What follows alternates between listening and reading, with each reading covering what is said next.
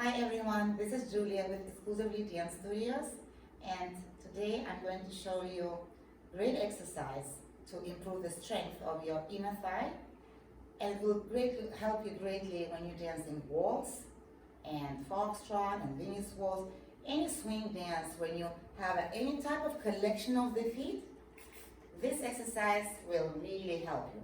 So what you need is a chair and a resistant band, preferably strong resistant band, not medium strength but really strong. And you put this resistant band around your ankle, and with let's say you stay on the right foot, right, and you pull the legs away, yeah, and you hold the chair.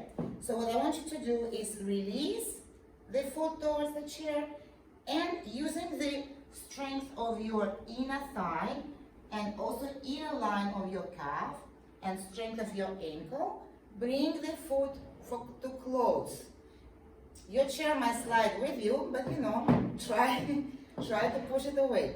And so repeat it please 5 to 15 times with one leg, right? And then when you're done, have a 30 seconds break and change the foot.